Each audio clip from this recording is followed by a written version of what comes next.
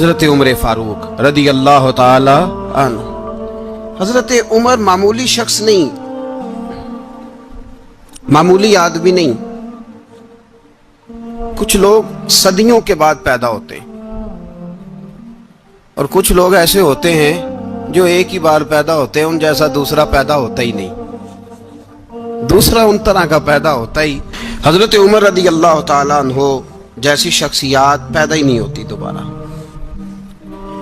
سارے صحابہ در رسالت مآب پہ خود آئے۔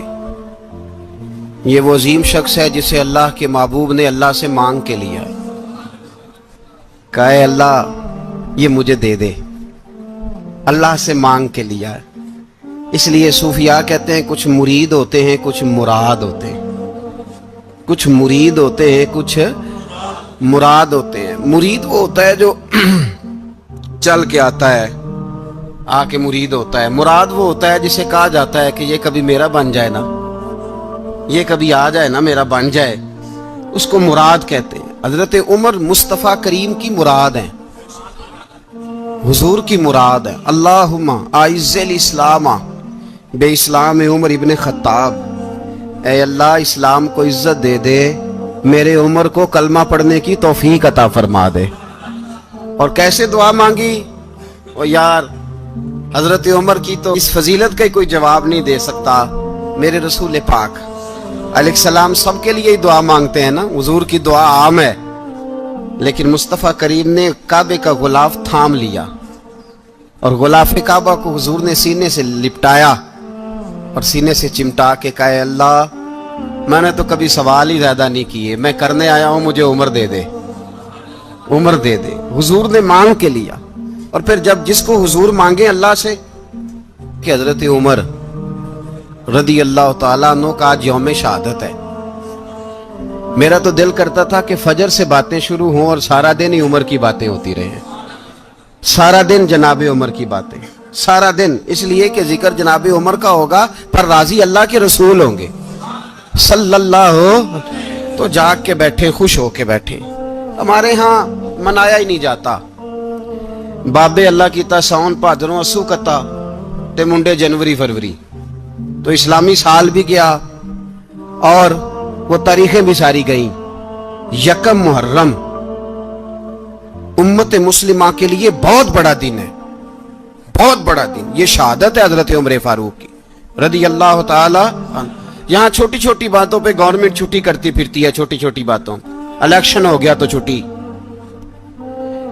فلاں جگہ پہ تھوڑا سا کسی نے خبر دے دی کہ کوئی پریشانی ہے تو چھٹی، فلاں جگہ یہ ہو گیا تو چھٹی، یہاں تک کہ فلاں وزیر صاحب فلاں علاقے میں آئیں گے تو سارے علاقے کو چھٹی۔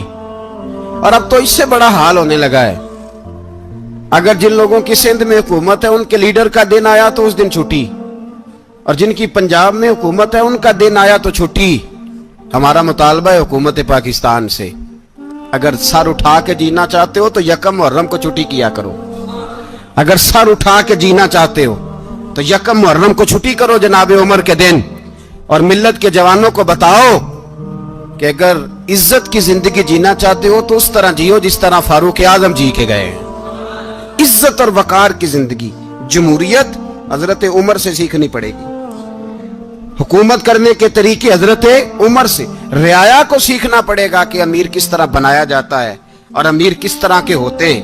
یہاں لوگ ہمیں یورپ کی مثالیں دیتے ہیں، لوگ یہاں ہمیں آ کر کے امریکہ کی مثالیں، انہیں کیا پتا حکومت کیا ہوتی ہے؟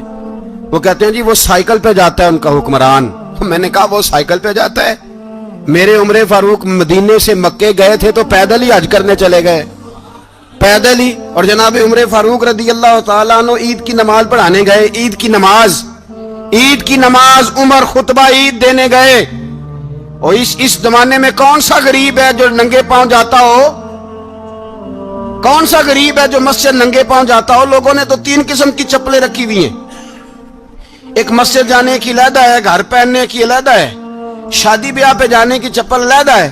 حضرت عمر فاروق رضی اللہ تعالیٰ عنہ نکلے عید کا خطبہ دینے کے لیے تو بیوی سے کہنے لگے جوتا، اس نے کہا صاحب اتنی دفعہ ٹوٹا ہے اب گانٹھا نہیں جا سکتا، اتنی دفعہ ٹوٹا ہے کہ اب دوبارہ پیمند نہیں لگ سکتے، تو حضرت عمر کہنے لگے چل کوئی حرج نہیں، بغیر جوتے کے ننگے پیر ہی چلتے ہیں، کوئی حرج نہیں۔ تو کہنے لگے لوگ کیا کہیں گے؟ فرمایا چپ کر، لوگ جس دن عمر نے یہ دیکھ لیا نا لوگ اس کے بارے میں کیا کہتے ہیں، اس دن عمر عمر نہیں رہے گا۔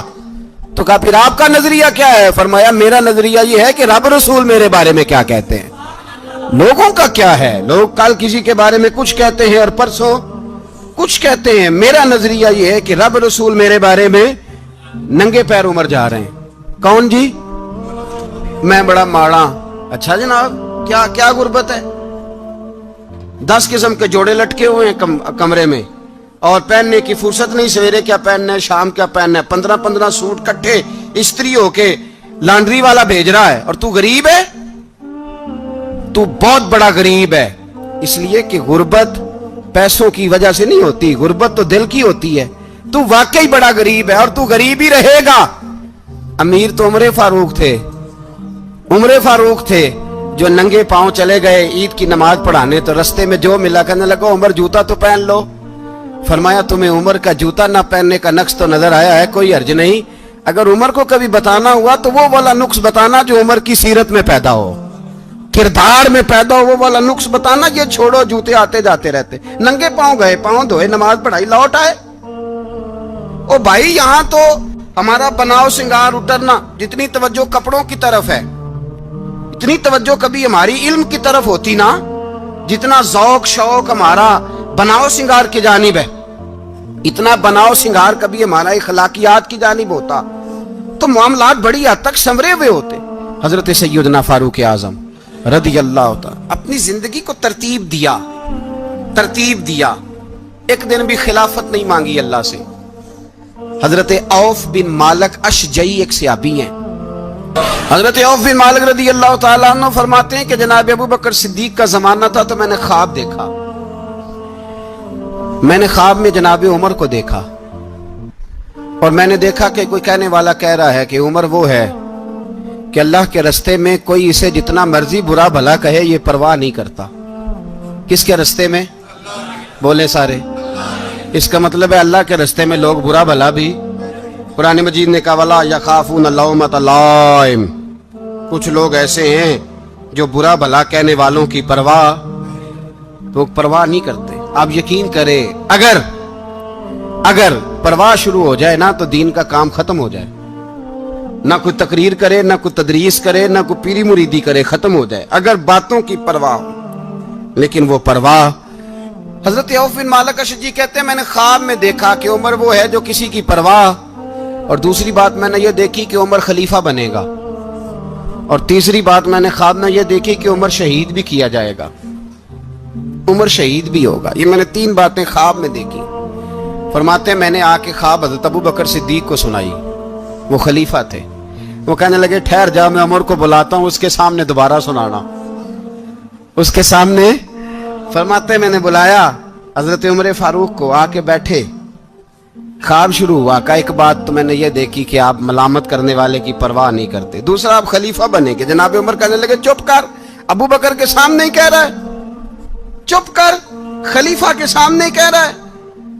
تو حضرت ابو بکر صدیق کہنے لگے عمر اسے کہنے دو، مجھے لگتا ہے رب کی رضا یہی ہے کہ میرے بعد اگر مصطفیٰ کا منبر ملے تو عمر کو ہی ملے، اسے کہنے دو۔ یار یہاں تو لوگ ڈینگے مارتے ہیں، یہاں تو لوگ دعوے کرتے ہیں میرے سامنے فلانے کو بھی بٹھاؤ، فلانے کو بھی بٹھاؤ، اس کو کیا پتا، اس کو کیا پتا، یہ تو بڑھ کے مارنے کا دور ہے۔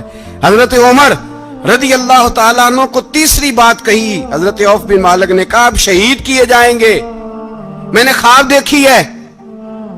نیک لوگوں کے خواب بڑی حد تک سچے ہوتے ہیں، کہا میں نے خواب دیکھی ہے۔ تو حضرت عمر کہنے لگے شہید تو دلیر لوگ ہوتے ہیں، شہید تو دلیر، جسے سارا زمانہ دلیر کہہ رہا ہے وہ اپنے بارے میں کیا کہہ رہا ہے؟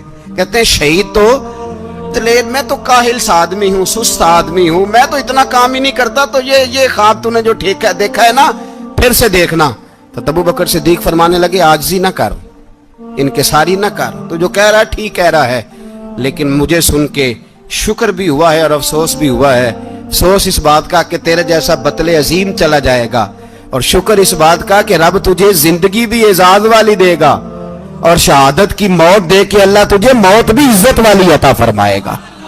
اللہ موت بھی تجھے عزت والی دے گا, تجھے کاہلوں جیسی موت اللہ.